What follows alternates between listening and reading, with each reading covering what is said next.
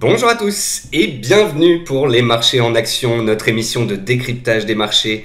Je suis Nicolas Chéron, stratégiste pour zonebourse.com et nous sommes aujourd'hui le mardi 22 juin 2021.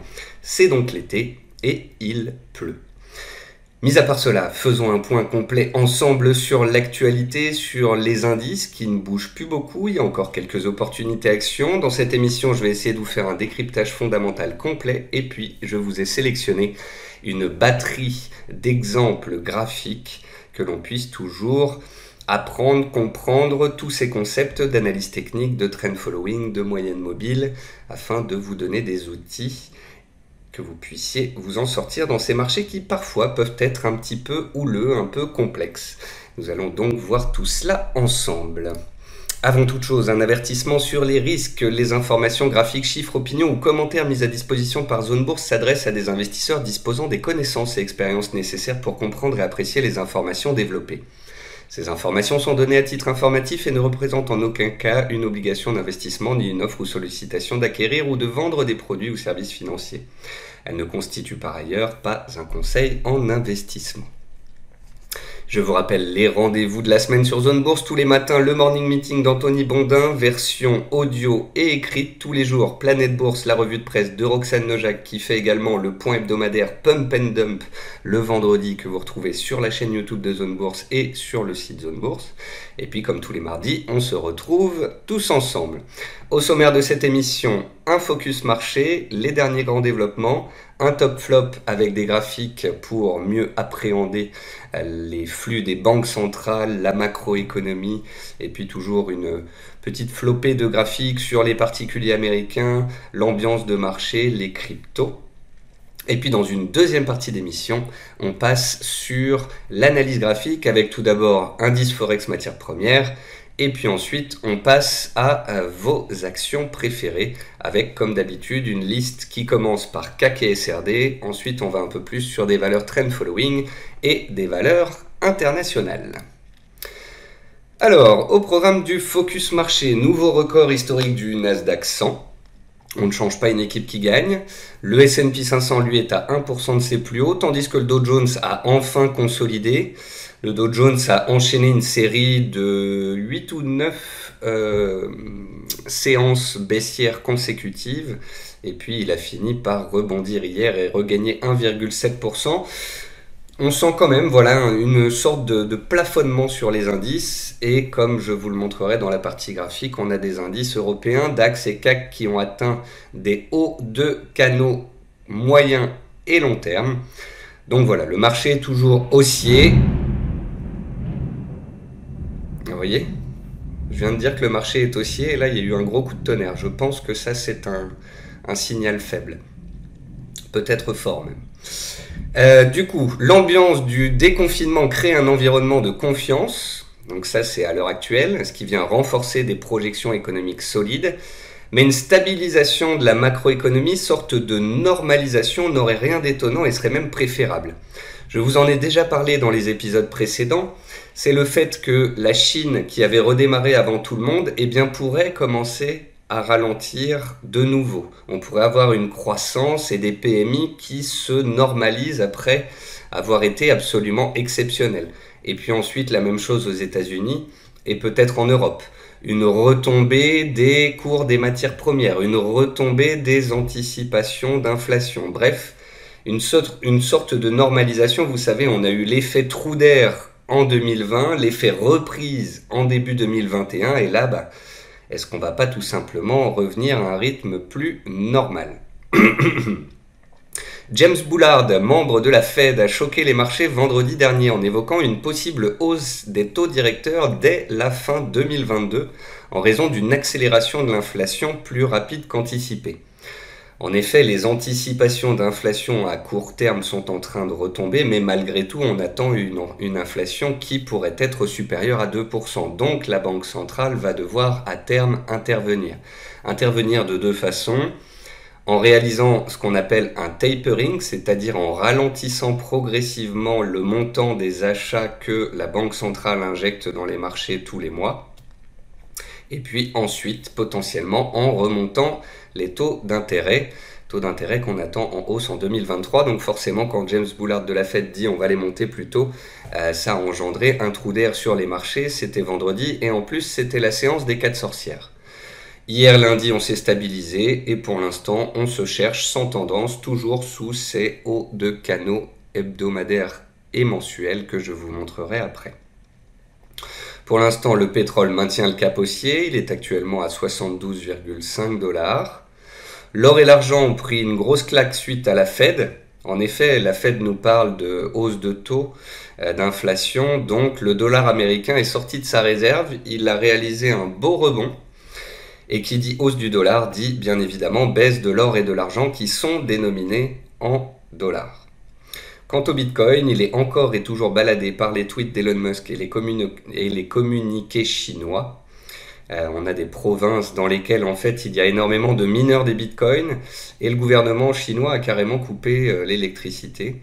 Donc voilà, cette pression de la Chine, qui n'est pas nouvelle, qui dure depuis des années, continue de pressuriser le bitcoin, qui a échoué sous les 40 000 $ et qui retrouve le bas de son range à 31 000 $, seuil qu'il ne faut absolument pas casser sous peine d'un dérapage dessous.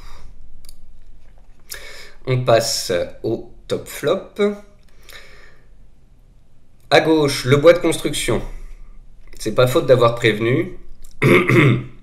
Lorsque le bois de construction est passé de 300-400 $ à 1700 $, je ne connais plus l'unité, je parlais d'euphorie et je vous expliquais que c'était temporaire et qu'à mon avis, le bois de construction allait retomber et s'il avait fallu prendre le pari, j'aurais dit que sous un an, le bois de construction allait reperdre 50% facilement. Au final, il a reperdu 50% en l'espace d'un mois et demi. Qui dit retombée des matières premières dit que les tensions sur l'inflation vont se calmer. Donc ça met un peu moins la pression sur la réserve fédérale américaine.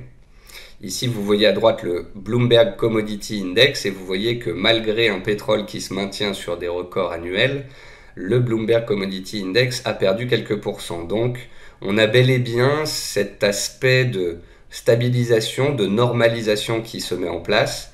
Il y a 1 ou 2 semaines, je vous ai montré un graphique vous expliquant qu'une grosse partie de la hausse des matières premières n'était pas due à l'augmentation de la demande ou à la baisse de l'offre, mais bel et bien à de la spéculation. Et cette spéculation, elle est en train de retomber sur plusieurs matières premières. On peut voir que le cuivre, par exemple, qui a fait un rallye aussi absolument phénoménal jusqu'à atteindre des nouveaux plus hauts historiques, a cassé son oblique de soutien il y a peu. Le bois de construction a fait la même chose. Donc voilà, baisse du cuivre, baisse de certains métaux, baisse du bois de construction, de certaines matières premières agricoles, et donc baisse des anticipations d'inflation. Mais malgré tout, les anticipations d'inflation restent relativement élevées. La croissance économique est très forte. En 2021, on pourrait atteindre 7% de croissance aux États-Unis. Il y a des tensions quand même qui sont sur les prix et qui sont là pour durer encore quelques mois. Et de ce fait, la Réserve fédérale américaine nous explique qu'elle va très certainement monter les taux d'intérêt en 2023. Alors, si vous ne connaissez pas ces petits graphiques avec des petits points ici, on appelle ça les dot plots. Et en fait, ce sont les anticipations des membres de la Fed sur la politique de taux. Et donc, on voit qu'ici, il n'y a que peu de membres de la Fed qui s'attendent à une hausse de taux en 2022. La plupart des membres de la Fed s'attendent à une hausse des taux en 2023. Donc voilà, la Fed avance ses pions, comme je l'ai marqué sur ce titre, mais c'est graduel. Rappelons-nous que les temps des banques centrales, ce n'est pas le même que sur la bourse au quotidien. Le temps des banques centrales, c'est les politiques monétaires qui se mettent en place pendant plusieurs trimestres, voire plusieurs années. Alors ici à gauche, vous voyez un graphique qui montre que on a énormément d'actions qui montent, c'est-à-dire que le mouvement en cours sur le S&P 500 ne se fait pas qu'avec une frange, qu'avec une partie de sa composition, mais avec toutes les actions qui montent. Et on est pratiquement sur des records par rapport aux dernières années. On a vraiment ici un mouvement haussier extrêmement puissant, extrêmement fort. Maintenant, on est aussi dans des pourcentages relativement rares. Et après avoir réalisé des mouvements aussi haussiers, puissants, soutenus et globaux, puisque ça concerne pratiquement toutes les actions de l'indice, eh bien peut-être qu'on va assister à cette petite normalisation. Il faut suivre la liquidité et la vitesse à laquelle le bilan de la Fed se modifie. Quand il y a eu de la liquidité l'année dernière, on a eu le bubble basket, c'est-à-dire les actions qui ne gagnent pas d'argent, le fonds ARK, les IPO, Grayscale Bitcoin Trust, donc c'est le fonds d'investissement qui a acheté énormément de Bitcoin. L'année dernière, en 2020, c'était la fête, et début 2021 aussi, c'était la fête pour tous ces actifs qui profitaient de l'ultra-liquidité. Mais dès que la liquidité se tend un petit peu, dès qu'on parle de moins de liquidité, dès que le bilan de la Fed grimpe un petit peu moins vite, eh bien, quels sont les secteurs ou les actions qui baissent? Eh bien, c'est les plus spéculatives, les IPO, les SPAC, les cryptos, les actions, enfin les sociétés qui ne gagnent pas d'argent. Pourquoi est-ce que je vous parle de normalisation? Eh bien parce que quand je regarde certains graphiques, comme ici les ventes au détail, on est quand même dans de l'ultra optimiste, on est dans de l'exceptionnel. Ici, vous voyez bien le trou d'air engendré par le Covid sur les ventes au détail et vous voyez l'explosion qui en a suivi. Donc c'est en quelque sorte le retour à la vie, aux dépenses et à la vie des entreprises. Simplement, si on suit une courbe ici linéaire sur les dernières années, entre 2015, 2020 et à la fin on est à 2025-2026, on se rend compte qu'en fait on a déjà atteint des niveaux de vente au détail qui correspondraient à ce qu'on aurait dû faire en 2025. Et donc vous voyez, on a quand même des ventes au détail qui suivent cette courbe relativement bien. On a fait un trou d'air en bas, un trou d'air en haut, et je me demande si on va pas tout simplement revenir à la normale, d'où mon terme normalisation. Même chose sur ce graphique ici, vous avez une droite linéaire dans le temps. Vous avez en bleu la richesse par habitant. Et en fait, cette richesse, elle est en train d'exploser parce que d'une part, on a les actions qui montent, et les Américains en détiennent énormément, et d'autre part, on a l'immobilier qui explose.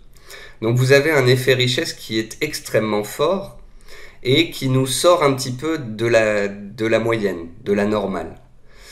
Et généralement, ce genre d'excès précède des épisodes de ralentissement économique, voire de récession, comme on l'avait eu par exemple en l'an 2000 ou en 2008. Après, ce qu'il y a, c'est qu'ici, on est soutenu par des plans historiques, des gouvernements et des banques centrales, et c'est ce qui fait que l'élastique peut se tendre et être tendu un certain temps, jusqu'à quand je n'en sais rien. Mais que ce soit sur les chiffres macroéconomiques, sur les matières premières ou sur la richesse par habitant, vous voyez bien qu'on est dans de l'exponentiel, qu'on est dans de l'exceptionnel. Et à un moment donné, je pense qu'on va revenir un petit peu vers des choses un peu plus soft. Bonne nouvelle, ça vaccine de partout. Ça vaccine bien, ça a commencé en Israël, Canada, les États-Unis, France, Allemagne, voilà. Les gens sont en train de recevoir leur première puis leur deuxième dose. On vaccine la population, on éloigne le Covid et on revient à une vie un peu plus normale et ça fait du bien. Et il se trouve que les gens ont beaucoup épargné. Les Anglais, par exemple, ont épargné 30% de ce qui se pouvait pendant la pandémie. Donc il y a une réserve de cash qui est très forte. Est-ce que cette réserve de cash va être utilisée par les particuliers, auquel cas ça va faire exploser la croissance? Est-ce qu'elle va aller dans les marchés financiers? Pourquoi pas, un petit peu en partie. Ou est-ce qu'elle va être totalement épargnée? Nous le verrons dans les mois qui viennent. Petit point éducatif, juste pour que vous le sachiez, 10% de la population américaine détient 84% des actions en circulation. Et désormais, c'est 88% des actions en circulation. Donc, quand l'État, la Banque centrale viennent au chevet des marchés financiers, en fait, ils viennent surtout au chevet des 10% les plus riches des Américains qui détiennent pratiquement toutes les actions et qui donc profitent de la hausse de ces dernières. Ici à droite, vous avez un graphique qui montre l'ensemble du marché action américain qui fait 70 trillions. Et donc ce marché est détenu par des hedge funds, par des fonds étrangers, par des fonds de pension, par de la gestion active et passive et par les particuliers. Et ce que l'on peut constater, c'est que les particuliers détiennent 38% du total du marché et que cela faisait 10 ans qu'ils n'avaient pas détenu une part aussi importante du marché action. Du coup, tous les particuliers sont en bourse aux États-Unis. Ça peut vouloir dire qu'on approche aussi d'un top parce que généralement quand tout le monde est dedans, difficile de faire monter encore la sauce. Mais ça peut aussi vouloir dire que c'est un changement de paradigme long terme et qu'on a de plus en plus de gens, que ce soit aux États-Unis ou en Europe, qui se mettent à l'investissement en actions afin de se créer un capital, un patrimoine pour pouvoir pallier potentiellement au manque de retraite qu'on aura dans les quelques dizaines d'années à venir.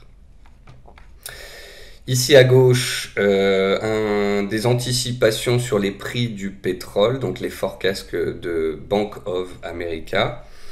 Et on voit que maintenant, les opérateurs visent un pétrole à 100 $ en 2022. Alors 2022, pourquoi pas? Par contre, 2021, je trouve que les gens sont quand même sacrément optimistes. Je trouve ça d'ailleurs amusant puisque quand on était fin d'année dernière, qu'on était à 40-45 $, je visais 60 ou 70 $ pour 2021 et j'avais pas l'impression qu'on était beaucoup à viser 70 $ à ce moment-là. Et maintenant qu'on est à 72 $, tout le monde vise 100 $.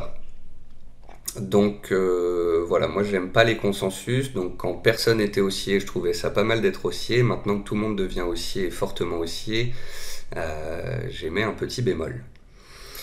À droite, c'est un graphique sur les comportements des investisseurs américains. Comment décidez-vous d'investir dans une action? 60% des gens regardent des sites spécialisés, d'autres des marques qu'ils connaissent bien. Et maintenant, on a pratiquement 50% des gens qui se basent sur Twitter, les influenceurs et YouTube. 40% qui demandent à des amis et de la famille et 30% qui regardent des TV shows. On n'a jamais eu autant de gens qui ont basé leurs décisions d'investissement sur des vidéos, des tweets ou des choses comme ça. Alors, je suis un des premiers à faire des vidéos et des tweets, donc je ne vais pas vous dire que c'est une mauvaise chose. Le souci, c'est que ce soit sur Twitter ou YouTube, des influenceurs véreux, des gens payés par les courtiers crypto, des gens qui ont envoyé d'autres au bûcher sur des trucs de gestion avec des 15 ou des 20% à la clé et qui sont partis avec la caisse, des influenceurs sans scrupules qui se servent de leur lectorat pour faire monter les actions qu'ils détiennent en portefeuille. Voilà, on vit une époque assez particulière. Et il faut continuer de lire les sites internet, de lire des études, d'utiliser des screeners et d'utiliser des sites comme Zone Bourse si vous voulez faire de la bourse qualitative. Ici à gauche, c'est le Whale Capitulation Index. Alors qu'est-ce qu'une whale? Une whale, c'est une baleine. C'est le nom qu'on a donné en fait aux gros détenteurs, aux plus gros détenteurs de crypto et notamment de Bitcoin. Et c'est un indicateur qui montre quand les whales vendent ou quand le retail vend.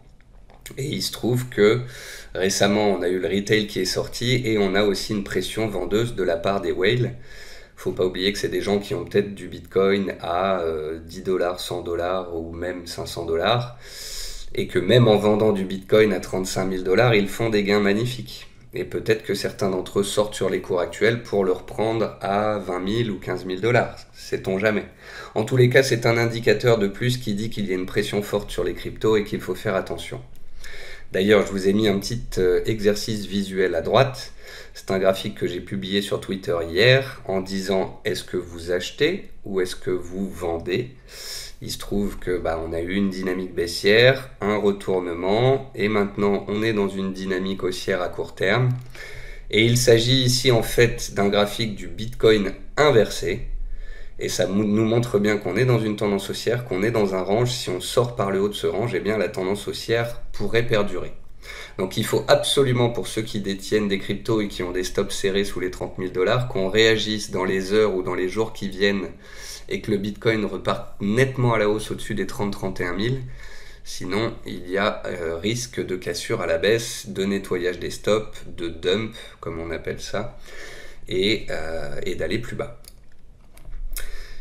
On va passer à la petite pause musicale café. Je vais vous montrer les actions dont on va parler tout à l'heure, des moyennes et des grosses actions ici en CAC et SRD, des valeurs internationales sur tout ce qui est trend following, GLB et international, avec des beaux exemples d'importance de moyenne mobile, de traçage de canaux, de gestion des stops. Et puis j'essaierai aussi de vous montrer dans cette émission qu'est-ce que j'appelle la théorie du jouet cassé et la théorie du phénix. La théorie du jouet cassé étant une théorie selon laquelle un actif haussier dans un canal haussier qui le casse violemment casse le jouet et n'est plus alors haussier et peut devenir baissier. La théorie du phénix, c'est l'inverse, c'est une action qui se retrouve au tapis et qui un jour se réveille avec du volume, de la volatilité et qui souvent casse sa moyenne mobile à 200 périodes, que j'affectionne particulièrement en tant que trend follower. Qu'est-ce qu'un trend follower? C'est quelqu'un qui suit la tendance, because trend is your friend. Alors, on va passer sur la plateforme ProRealTime. Hop là. Alors, je voulais vous montrer 2-3 choses. Ça, c'est le graphique du CAC 40 sur l'année qui vient de s'écouler, un peu plus d'un an depuis le choc du Covid, comme vous pouvez le voir ici. On est aussi à long terme, on est aussi à moyen terme, on est aussi à court terme, c'est indéniable. Simplement, on arrive sur le haut d'un canal haussier et on pourrait donc connaître une latéralisation, voire même peut-être, sait-on jamais, une petite consolidation avec, sait-on jamais, un petit retour vers les 6400 points. Si bien évidemment on avait des news un peu plus baissières, un peu plus... qui mettait un peu plus la pression sur les marchés, on pourrait avoir une correction estivale. J'ai pas envie d'anticiper une correction, d'autant plus qu'on connaît la capacité des indices à aller chercher des hauts de canaux, puis de temps en temps à les tester ou à les dépasser, puis à les faire un petit tour au-dessus. Simplement, voilà, le bas de canal est à 5500 points, le milieu est à 6000 points avec un énorme support qui correspond aux anciens plus hauts de février 2020 avant le Covid, et on est actuellement à 6600 points. Le CAC 40 gagne 20% depuis le début de l'année, c'est la fête sur les marchés, mais on pourrait voilà, commencer à avoir un petit peu le tournis, sachant qu'on rentre dans la période estivale, qui est généralement une période calme, mais qui peut aussi être le terrain de petits accidents de marché. Je vous montre le graphique du DAX en données mensuelles. On dit souvent que les excès sont corrigés par des excès. Nous avons fait peut-être un excès baissier avec le Covid, peut-être est-on en train de faire un excès haussier post-Covid. En tous les cas, force est de constater que ce canal haussier en place depuis 15 ans sur le DAX est plutôt pertinent. Donc, est-ce qu'on va échouer sous le haut de canal ou est-ce qu'on va aller faire un tour au-dessus? Je n'en sais rien, mais toujours est-il qu'un bon bout de chemin a été parcouru, on est revenu sur les niveaux d'avant Covid, on les a dépassés, on est allé chercher le haut de canal. Voilà, donc on pourrait peut-être connaître des soubresauts de la volatilité dans ces zones de prix. Cela n'aurait rien d'étonnant. Et puis ici, c'est un graphique du CAC 40 sur les 30 dernières années, où on voit bien donc, alors c'est l'indice sans les dividendes. Si on prend le CAC 40 GR avec les dividendes, il est fortement haussier, bien plus haussier d'ailleurs. Hop. Et lui, à la manière du DAX, il est en train de sortir de son canal haussier et de faire un excès. On a eu un excès en bas, on est peut-être en train de faire un excès en haut. Et quand on regarde le CAC 40 un peu plus classique, on peut voir qu'il approche d'une zone majeure, d'une zone historique qui correspond à ses plus hauts historiques de 2000 en cours de clôture mensuelle. Donc c'est pas des petites zones. Ensuite, le pétrole, qui est jusqu'ici haussier.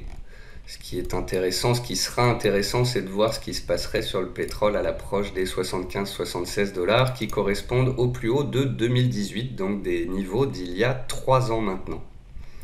Donc pour l'instant, c'est un long fleuve tranquille, mais à l'approche de ce niveau-là, je ne serais pas étonné qu'on ait un peu de volatilité. Concernant l'or, on avait réussi à sortir d'un canal baissier par le haut et à regagner la MM200. On avait réussi à créer une base sur les 1850 $, mais avec les tensions haussières sur le dollar américain, eh bien l'or a cédé et est revenu sur les 1750 $. Alors moi je fais pas de trading sur l'or, je fais pas de court terme, je suis plutôt un investisseur moyen long terme sur les métaux.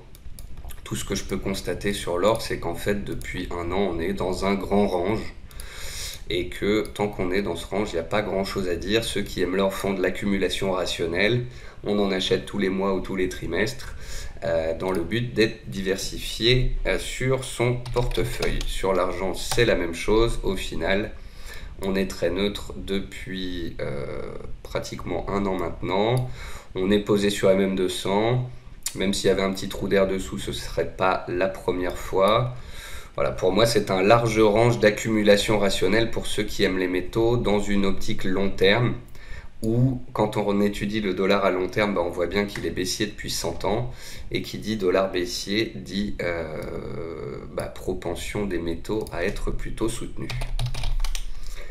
Et puis le Bitcoin, le voici. Le Bitcoin donc, qui était superbement haussier fin d'année dernière et début de cette année, qui a fait un rounding top là-haut. On a chuté, on est dans un range. Je ne suis pas devin, je ne sais pas si on va en sortir demain ou dans une semaine. Certains vous diront qu'on est censé sortir du range par le bas puisque la dynamique de court terme est baissière. D'autres vous diront qu'on est censé en sortir par le haut puisque la dynamique de long terme est haussière. Les deux camps ont plus ou moins raison et c'est ce qui explique le combat acharné dans cette zone de prix. Personnellement, je sais que je ne sais pas et je continue de préconiser pour quelqu'un qui aimerait avoir des cryptos sur le moyen long terme la méthode DCA, c'est-à-dire le dollar cost average, c'est-à-dire qu'on va acheter un petit peu de Bitcoin, d'Ethereum et d'altcoin une fois par mois ou une fois par trimestre dans une optique très long terme de placement à 5-10 ans. Et on sort totalement du court terme, du trading, des effets de levier et d'essayer de deviner où va aller une crypto qui se fait balancer un jour par Elon Musk et l'autre jour par la Chine. Voilà. On va maintenant passer aux actions. Hop, 30 minutes d'émission, c'est parfait. Alors, on commence par la FDJ. Et là, sur la FDJ, on est sur ce qu'on appelle une tendance en ligne. Une tendance en ligne, c'est un canal haussier à forte pente. C'est-à-dire que l'actif est déjà dans une dynamique haussière et il se met dans une dynamique extrêmement haussière. Donc là, on est vraiment dans un super canal haussier. Tant qu'on est dans ce canal-là, on peut se laisser porter. Bravo à tous ceux qui ont fait l'intro, bravo à tous ceux qui en ont acheté après l'intro. Et la seule chose qu'on va surveiller, c'est que le bas de canal ne casse pas. Voilà. Que vous soyez court-termiste en trading depuis 1, 2 ou 3 semaines, ou que vous soyez long-termiste, il s'agirait de surveiller ce canal haussier et de se dire peut-être qu'il conviendrait, après le parcours réalisé ces derniers mois, de prendre quelques bénéfices si on venait à sortir par le bas de cette tendance en ligne. Ensuite, on passe sur McPhee. Et McPhee, c'est l'exemple d'un jouet cassé. Donc vous voyez, McPhee ici démarre en mai 2020, explose, latéralise, réexplose, puis elle vient tester donc son oblique une fois, 2 fois, 3 fois et elle la casse. Lorsqu'on a une oblique haussière matérialisant une tendance avec une forte pente et qu'on la casse violemment, j'appelle ça la théorie du jouet cassé. 2 cas se présentent à nous dans une telle configuration, soit la baisse se fait directement, soit on a une sorte de pullback sur la droite précédemment support devenu résistance. Et ça, c'est ce qu'on appelle en analyse technique une inversion de polarité. Tant qu'on fait des plus bas de plus en plus haut, on a une polarité haussière, on casse l'oblique de tendance haussière, on passe dans une polarité baissière. Ça n'empêche pas les cours de remonter, mais de revenir échouer sous l'oblique ici, et ensuite de repartir à la baisse. Donc McPhee est un jouet cassé. Et c'est pour cette raison que depuis plusieurs mois, elle ne m'intéresse plus. C'est pour ça que je m'y suis peu intéressé sur MM200. Et c'est pour ça que ça fait un bon bout de temps aussi que j'évoque sur Twitter la probabilité d'une baisse en direction, voire sous les 20 euros. Or, McPhee ici est déjà à 20 euros alors que le CAC est tout en haut. Donc, je préfère me dire que ce n'est pas terminé. En tous les cas, pour l'instant, c'est un couteau qui tombe. Enfin, c'est une valeur baissière à court terme. Peut-être pas un couteau qui tombe quand même, on va pas être trop méchant. Mais voilà, pour moi, il n'y a rien à faire ici. On va attendre soit une cassure des 20 euros et un trou d'air vers 16 euros, le bas de canal baissier, ou bien une latéralisation, espérons-le, pendant un certain temps, avant une éventuelle sortie par le haut. Auquel cas, on sortirait par le haut d'un canal baissier, on casserait une oblique baissière passant par tous les plus hauts, ce serait alors un signal de retournement de tendance de court terme, et ce serait un signal haussier pour le marché. Donc en gros, j'attends soit un gros trou d'air vers 15-16, soit un redémarrage haussier et une cassure de l'oblique baissière. Et entre-temps, je ne m'énerve pas à essayer de deviner où elle va aller. Il y a un secteur que j'apprécie en ce moment, c'est tout ce qui est média. M6, TF1, Vivendi, Bolloré, Financière Audet, tout ce qui touche de près ou de loin aux médias en amont de la campagne présidentielle de 2022 est soutenu, et ce déjà depuis des mois. Métropole TV, donc M6 que l'on a suivi pendant toute la hausse jusque l'offre de TF1 pour acheter une part de capital, est actuellement dans un canal baissier de consolidation. Or, un canal baissier de consolidation à l'intérieur d'une dynamique haussière de fond, c'est ce qu'on appelle un drapeau. Et un drapeau, c'est un canal baissier dont on peut s'extraire par le haut, et en cas d'extraction par le haut, c'est un signal haussier de reprise de la tendance de fond. Donc vous voyez, vous avez un mouvement primaire qui est haussier, un mouvement secondaire de consolidation, et puis ensuite on attend le retour en force de la tendance primaire. Et donc dans ces cas-là, il y a deux possibilités pour prendre position. Les plus agressifs, eux, tentent de rentrer à proximité de la borne basse du canal pour prendre une première ligne. Les plus prudents, patients, attendront, eux, une sortie par le haut, une cassure des 18, 18,2 pour relancer la dynamique haussière de moyen terme en place depuis maintenant un an. Alors, Plastivaloir. Donc là, on est sur une action où on a eu un jouet cassé. En 2016-2017, c'était génial. Puis d'un coup, clac, on casse la tendance haussière. On casse un support horizontal sous lequel on vient faire un pullback, donc c'est la fameuse inversion de polarité. On était en polarité haussière, on casse le niveau, on passe en polarité baissière et le niveau devient résistance. Chute des cours pendant tout un temps. Ensuite, l'inverse du jouet cassé, c'est la théorie du phénix. Donc on a une valeur qui passe de baissière à neutre à haussière. Ça, c'est la théorie du phénix. Première chose qui se passe dans la théorie du phénix, on casse MM200. Deuxième chose, on casse le range par le haut et on crée les conditions d'une nouvelle tendance haussière avec une moyenne mobile à 200 périodes qui se retourne. Ensuite, les cours montent relativement vite, stabilisent le temps que la moyenne mobile arrive en soutien des cours. On crée une base de soutien ici sur les 6,70-80 à peu près. Et ce qu'on attend, c'est une sortie de la congestion actuelle. Et pour pouvoir cadrer cette congestion, on peut ici tracer une oblique baissière passant par les plus hauts récents. Et on attendra donc, pour pouvoir se positionner, soit un retour vers le support et la moyenne mobile à 6,70 pour acheter pile sur le support, ou bien pour ceux qui attendent que la dynamique reprenne et qu'on reparte à la hausse, la rupture de cette oblique baissière et un breakout haussier.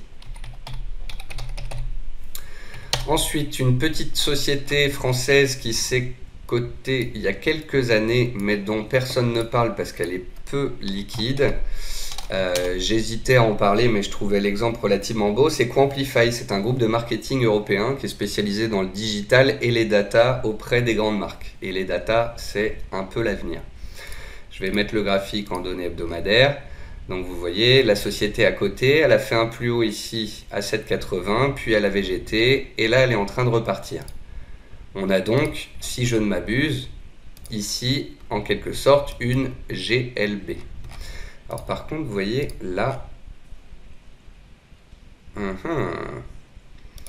me rends compte qu'en fait le plus haut ici est à 7,80, alors que quand j'étais en daily, c'est parce que j'ai mal réglé ici. Voilà, là je le vois. Ouais, donc il y avait une cassure intéressante à 7,24, mais la vraie GLB, elle est là-haut, à 7,80. Et donc on est en train de la travailler en quelque sorte. Donc je trouve ça intéressant parce que la valeur était complètement neutre. Et puis elle s'est reprise avec du volume. La MM200 redevient haussière. Et puis on fait des plus bas et des plus hauts de plus en plus haut. Donc là on a une sorte de naissance de trend following. Et on est en train de travailler une GLB. Quand on fait une GLB, donc une cassure de plus haut historique qui correspond au plus haut de l'introduction, parfois ça passe, puis on revient dessous, puis dessus. Il n'y a pas toujours cassure puis explosion des cours. Parfois, il faut laisser du temps au temps. Donc, je trouve ce dossier intéressant. Je pense qu'on peut considérer que la zone des 7,20, 7,70 est une zone d'accumulation. On a la moyenne mobile à 200 périodes qui va arriver en soutien. On a une sorte de canal haussier. Et donc, en fait, si le titre devait latéraliser un peu avant de continuer sa course, ce serait l'occasion pour ceux qui le souhaitent peut-être de pouvoir procéder à des achats sur repli. Ensuite, Technip Energies. Alors Technip Energies, elle embête un peu tout le monde parce qu'elle part à la hausse en crabe et puis hop, ça se redégonfle. Elle est un petit peu usante et je pense qu'il ne faut pas particulièrement rechercher de dynamique forte. On peut voir qu'il y a une dynamique haussière faible avec des plus bas qui se font de plus en plus haut et des réactions intéressantes qui se font à chaque fois, une fois à 10 €, puis à 10,80 €, puis à 11,50 €. Tant qu'on tient les 11,50 € et les plus bas d'hier et qu'on tient cette oblique, tout va bien et on pourrait repartir à la hausse. Si par contre on devait connaître un petit accident baissier pendant l'été, il n'est pas dit qu'elle ne revienne pas à un moment donné sur le bas de son range et sur des zones de soutien un peu en dessous. Donc vous en avez à court terme, tant qu'elle tient les plus bas d'hier, c'est bien. Vous voulez en acheter à long terme et vous voulez attendre une zone de prix plus basse, je peux le concevoir. Et si on revenait sous les 11 €, on sait qu'il y a des acheteurs puisqu'ils se sont déjà présentés par le passé. Une valeur dont je n'ai pas parlé depuis longtemps, Total Energy. Donc voilà Total, qui est dans un large range depuis un peu plus d'1 an. On avait acheté du Total.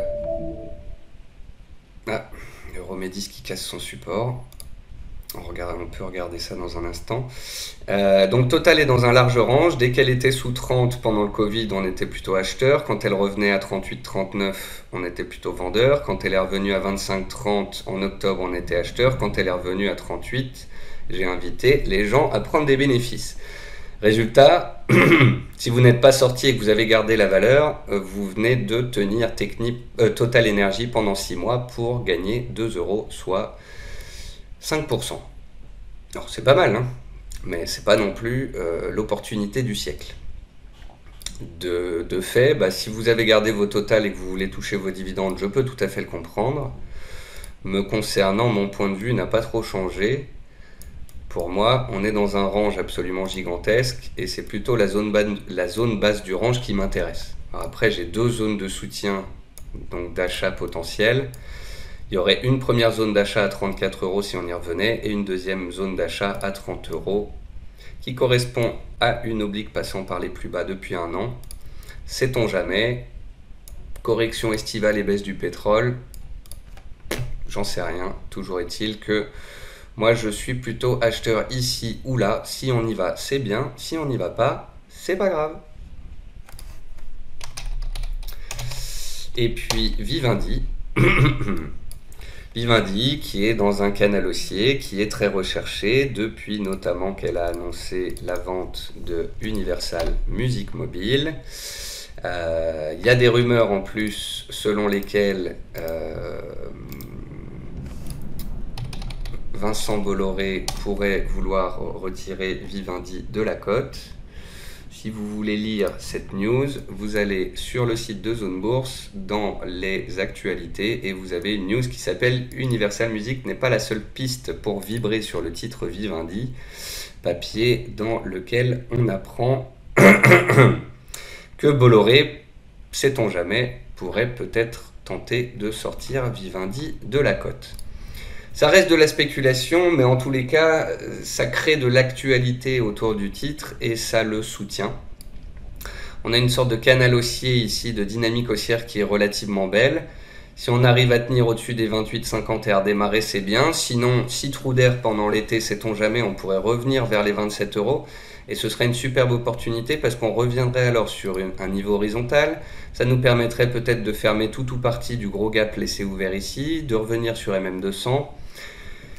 Donc voilà, Vivendi pour moi c'est du moyen long terme, ça peut être pas mal d'en avoir une ligne en fond de portefeuille et si ça baisse plus, ça peut être l'opportunité d'en ramasser à meilleur prix. Ensuite, on passe sur les valeurs trend following et un peu internationales. Et on regarde ArcelorMittal. Et là, ArcelorMittal, je vais vous la montrer en graphique hebdomadaire. Oui, quand on regarde ArcelorMittal depuis le Covid, c'est une superbe hausse. On est passé de 6 à 27. On a fait x4. C'est génial. Mais c'est pas la première fois qu'on fait ça sur ArcelorMittal. Elle l'a déjà fait entre 2016 et 2018. Et en fait, on se rend compte qu'à long terme, ArcelorMittal est baissière.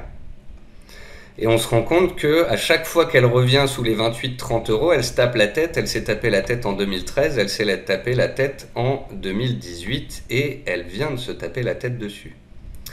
Et je ne sais pas si vous vous souvenez, il y a quelques semaines, quand on avait parlé d'ArcelorMittal, j'avais tracé mes petites flèches ici en disant voilà, qu'on pouvait avoir encore une hausse en direction des 28 €. Mais 28 € c'était une grosse zone avant les 30. Et pour moi, vu le chemin qu'on avait parcouru, vu le niveau du CAC 40, vu les matières premières qui commençaient à se calmer, eh bien, je voyais mal Arcelor passer les 28. Voilà.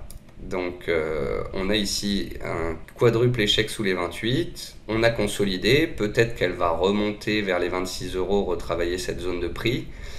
Mais à moyen long terme, un énorme objectif a été atteint. Et il convient donc pour un investisseur qui serait rentré depuis un an et qui a réalisé de superbes performances, de prendre une partie de ses gains. Autre exemple de titre qui est revenu sous une résistance et qui a atteint un objectif majeur, Barco. On a ici une valeur qui passe graduellement de 12 à 24, qui prend 100% en l'espace de 6 mois. Mais quand on prend un peu de recul sur le graphique, on se rend compte qu'elle ne s'est pas arrêtée n'importe où. Et ça, c'est le cas sur beaucoup de titres. Et vous voyez que on a bloqué en 2020 ici sous cette résistance qui correspond à un support passé et on vient encore de s'y taper la tête. Donc quand on arrive sur des zones majeures comme ça, des gros objectifs, il convient de prendre des gains et ou au minimum de remonter ses stocks de protection. Ensuite, on va en Allemagne, Delivery Hero. Donc là, on parle d'une société qui avait profité à fond du Covid, qui fait de la livraison de nourriture à domicile. C'est haussier, mais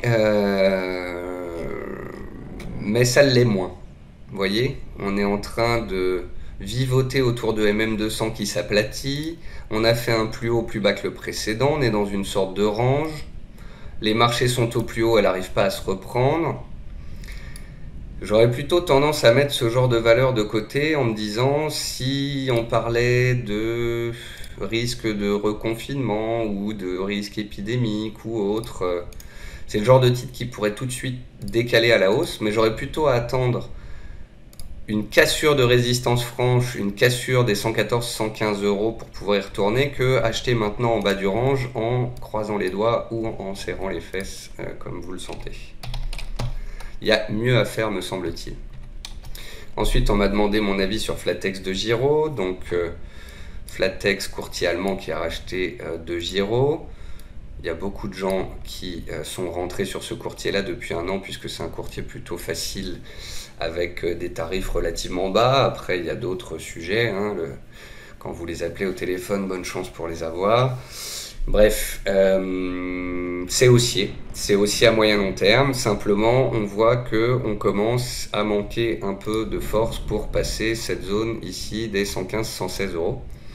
Et donc, dans ces cas-là, si on veut en acheter, peut-être qu'il conviendrait d'attendre des retours sur support. Vous pouvez tracer des supports obliques comme ceci, ou bien vous pouvez aussi noter les zones de gap, d'un petit gap haussier qu'on a laissé ouvert ici, qu'on n'a pas clôturé, sur lequel on pourrait revenir faire un test. Donc vous avez une zone de gap à 98 et vous avez une zone horizontale de soutien à 93. Si vous souhaitez acheter des bons dossiers haussiers de qualité mais sur repli, eh bien peut-être qu'il faut attendre ces fameux replis. Notamment puisqu'on va rentrer dans la période estivale. HelloFresh, donc ça c'est quand même beaucoup plus beau que Delivery Hero. Vous voyez qu'on est toujours dans une dynamique haussière et qu'on est en plus sur un nouveau plus haut historique. Donc on a une valeur qui est magnifique. Une MM200 qui passe par les plus bas de mars 2020, de novembre 2020 et qu'on a approché en mars 2021 également. On a un superbe canal haussier. Donc quand on est en bas de canal, on achète. Quand on est en haut de canal, on peut prendre des bénéfices. Si on réapproche du haut de canal à 90, on prend des gains. Si on revient vers le bas de canal, vers 69-70, on peut en acheter. Et on profite ainsi d'un cadrage relativement propre et simple sur une valeur haussière magnifique. Autre action, cette fois américaine, MSCI Inc., sur laquelle j'ai tracé un canal haussier qui permet de prendre des bénéfices quand on est un peu en zone haute et de rentrer quand on est en zone basse à proximité du bas du range qui généralement est dédoublé de la moyenne mobile à 200 périodes. Donc ici pareil, on arrive en haut du canal, donc on peut soit prendre quelques bénéfices, soit remonter les stops de protection en espérant une sortie haussière de canal, ça peut arriver. Et si on veut en acheter, eh ben on attend un retour sur le support vers 450 $, qui correspond au précédent plus bas et qui correspond à un ancien plus haut. Donc ici, on a un beau niveau horizontal de soutien. Sony, c'est une valeur trend following de long terme. Voilà, avec des plus hauts et des plus bas de plus en plus hauts. Simplement, on a été relativement vite et fort ces derniers mois, donc ça consolide depuis le début de l'année. On est en train de tester la moyenne mobile à 200 périodes qu'il faudra absolument tenir pour maintenir cette belle dynamique haussière de moyen terme. Les plus agressifs achètent la moyenne mobile 200 périodes avec un stop. Les plus soft, les trend followers qui veulent attendre vraiment des signes de redémarrage haussier, attendront la rupture de l'oblique baissière qui passe par les plus hauts et qui passe ici par 3 points, ce qui augmente sa pertinence. En effet, en analyse technique, on dit d'une droite qu'elle est validée lorsqu'il y a 3 points et non pas seulement 2 points. Zalando pour finir avec l'Allemagne. Voilà, c'est magnifique. Tendance haussière, court terme, moyen terme, long terme, MM200 qui a fait soutien. On est dans un range et on surveillera soit un retour vers MM200 qui permettrait d'en acheter sur repli, soit une cassure des plus hauts annuels et historiques pour pouvoir acheter la cassure dans le sens de la dynamique haussière. Je vérifie qu'on est bien sur des plus hauts historiques. On est bien sur des plus hauts historiques. On passe maintenant aux valeurs encore plus internationales. Là, on était un peu plus en Europe et on va passer un peu plus sur les États-Unis. Apple, où il n'y a pas grand-chose à dire en fait. Zone de résistance à 137, zone de soutien, on en avait une à 118, maintenant on en a une à 125. En gros, les taux se resserrent. On est dans un range à l'intérieur d'une dynamique haussière de fond, au-dessus des mêmes 200. Si Apple arrive à effacer cette résistance, c'est la porte ouverte au plus haut historique et à de nouveaux records et à une continuation haussière du Nasdaq dans les semaines qui viennent. Si Apple revient rapidement vers MM200 et qu'elle la met en danger, là on aurait pour la première fois un signal baissier potentiel sur une des plus grosses valeurs du Nasdaq et à ce moment-là ça pourrait faire plier le marché. Ce n'est pas le cas pour le moment. BlackRock, on m'a demandé de regarder BlackRock, mais en fait BlackRock c'est plus ou moins une copie des indices. BlackRock c'est une société de gestion, les indices montent, elles montent. Et si vous regardez BlackRock sur les 15 derniers jours, c'est exactement le Dow Jones. Le Dow Jones baisse pendant 10 jours et se reprend. Et BlackRock baisse pendant 10 jours et se reprend.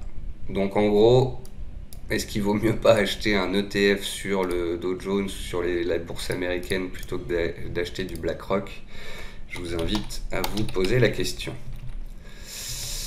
Coca-Cola. Alors Coca-Cola, faut la mettre en données hebdomadaires. Voilà, donc on est dans une superbe dynamique haussière.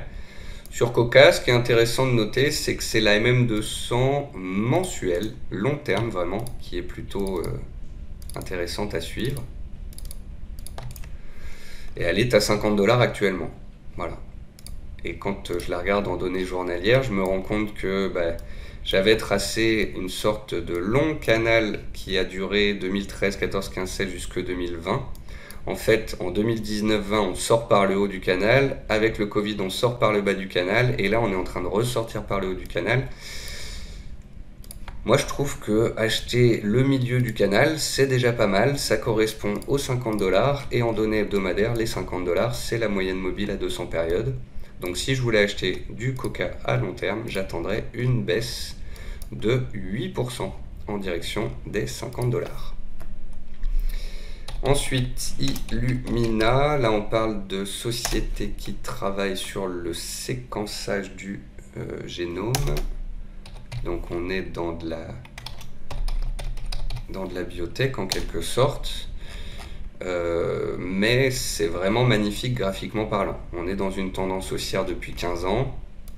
On a récemment fait un double appui sur MM200. On a une dynamique haussière matérialisée par une oblique qui passe par les plus bas. On vient de casser une zone horizontale à 430 $. Donc tant qu'on est au-dessus des 430 $, c'est haussier. Si vous en avez déjà en portefeuille, parce qu'une personne m'a dit j'en ai, je voudrais un petit cadrage graphique, vous pouvez avoir un stop sous les 420. Voilà.